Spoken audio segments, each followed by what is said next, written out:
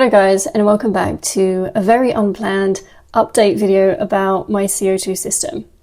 So a couple of weeks ago now, I released a video of me setting up this new CO2 system I bought, which is citric acid and baking soda. And at first, everything went to plan. I set it up for pressure, slowly build it up overnight. And I had no issues whatsoever with the system until 5 days in, one night, or actually one very early morning, I heard a very familiar noise, so slight noise of the diffuser. And when I did turn on the lights, I realized that, yeah, the CO2 was actually running in the tank when it wasn't supposed to, because it's on a solenoid valve, which is on a timer, so shouldn't be going off in the middle of the night. You can see on the images, there's actually quite a decent amount of CO2 going into the tank.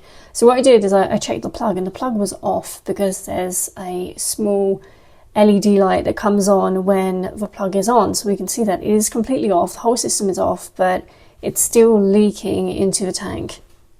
I also took a look at the drop checker, and there's quite a decent amount of CO2 circulating in the tank while the lights were off. So this is no way an amount that could potentially be dangerous in this particular instance. Maybe with several hours of build up while the lights are off, that can become problematic, but yeah. So closed off the needle valve, and I just went back to bed to deal with it in the morning. Okay, so it's now daylight. I didn't sleep much. I'm actually really tired. But what I've done, I've left the diffuser in the middle of the tank, so I have a visual on it just in case like something happens. At least I can visually see the diffuser because it was tucked in the back. Second thing I've noticed, there's a little bit of back siphoning, which is normal when the pressure in the CO2 system dies down at night. What it does, it just acts like a straw, and it just like sucks up some of the water from the tank. So I am gonna install an anti-return valve. I've ordered one, it's still not here yet, so hopefully in a couple of days it will be here. So the valve here it feels weird. It feels really weird, it feels hard to turn, kind of feels gritty, almost like there's something inside that's not permitting me to turn it correctly. So I'm not 100% sure on what exactly is going on. My best guess here, it's the solenoid valve that maybe has some kind of debris. So there's a spring that's supposed to, like, when it's not working anymore, the spring goes up and it closes everything off. So my best guess is maybe there's debris in that, maybe there's like a defect. Not quite sure. So yeah, not too sure of what's going on. Today I don't have time, but I do think I'm gonna dismantle this part and take a look inside if I can, to see if there's a problem, if there's debris, if there's anything inside. I didn't see anything, you know, suspicious when I was setting up the system, but still I think it's worth a little look inside. So yeah. A little bit, not gonna lie, kind of disappointed, because I was really excited to finally have, you know, a system that's more performant and more reliable than BioCO2. And right now we're not off to the best start, but that doesn't matter, you know. We'll see how it goes. In this hobby, like in all other hobbies, I think that when you don't trust your gear, you know, it can be an issue. So I caught this right very early this morning.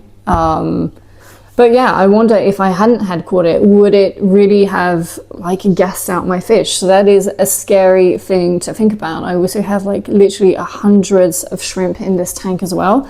So yeah, I hope that in the following days I'm going to be able to get to the bottom of this.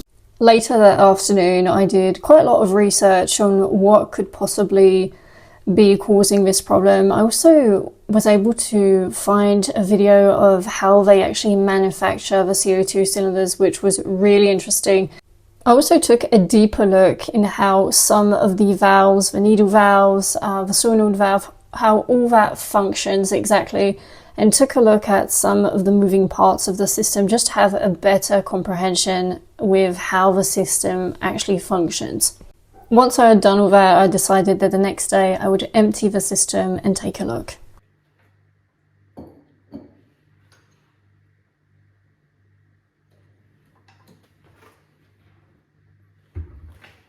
So I've just cracked open the cylinder. I can see there's still some mix in there. What I do think it is as well is there's actually some byproduct in there, which is sodium citrate.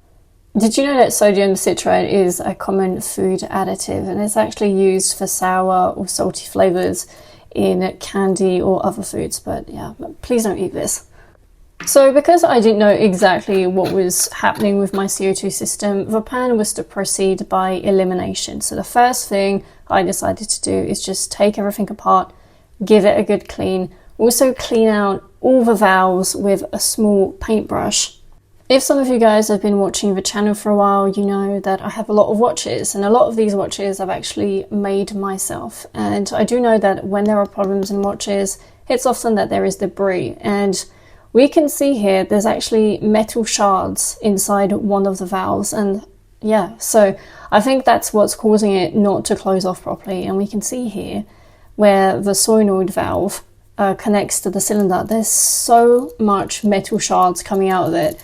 So I do think that's what the problem was stemming from. It was just not permitting the valve to close off properly.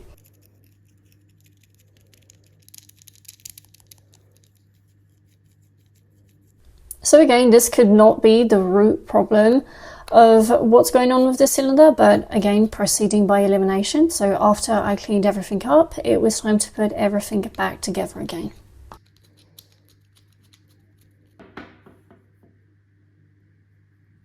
Before I could test out the cylinder, obviously I had to redo my little mix. So 100 grams of citric acid, 100 grams of baking soda, and 150 milliliters of water.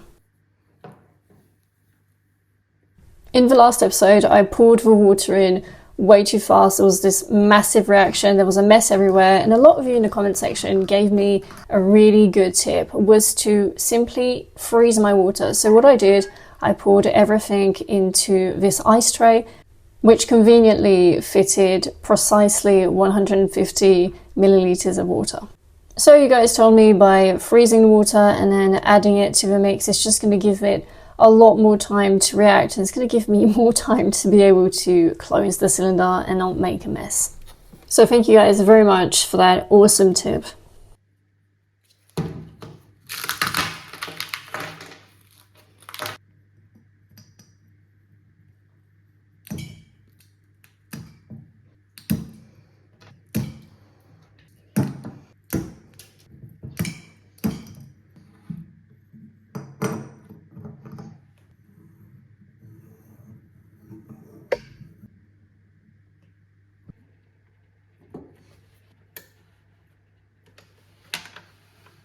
About 3 hours later, it was ready to go. We actually got to 500 PSE this time.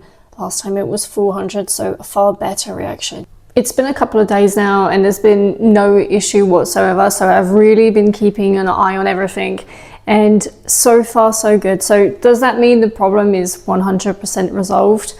I don't know. It could literally in 2 weeks start faulting again. I have no idea. So hopefully it was just debris that was getting in the way of everything functioning correctly.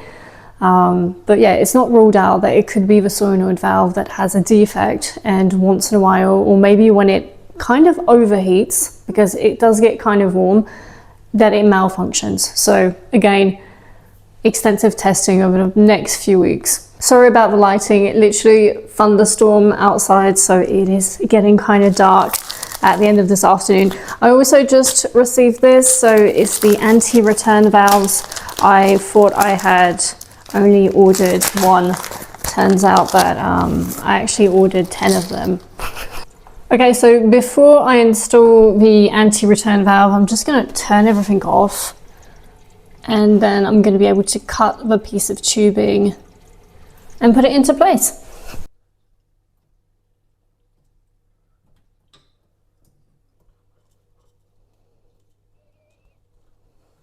So I've cut it off very close to the glass U here. So then the water, it doesn't go all the way down the tubing, it just stays in this small part right here.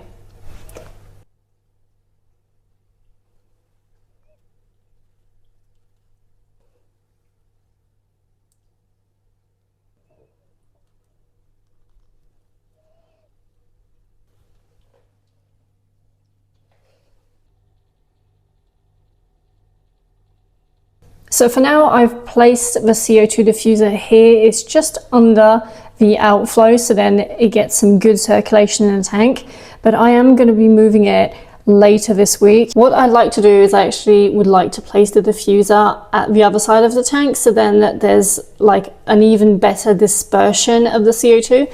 But the thing is, I don't know if you guys can see, there's this massive fern here, and I actually need to pull all this out to make space for the diffuser, and I'm also gonna be rescaping this section here, but that will be for another video. Okay guys, so that's the end of this very unplanned episode. Hopefully there will be no other issues with this CO2 system, and I will see you guys in about 3 months for the complete update on this CO2 system, what I thought about it, how it performed, how long it lasted as well, because obviously I've had to empty to be able to clean everything out and take a look. So really test it thoroughly and come back in 3 months to tell you guys exactly what I thought. So thanks again for watching, and I will see you next week for a new video.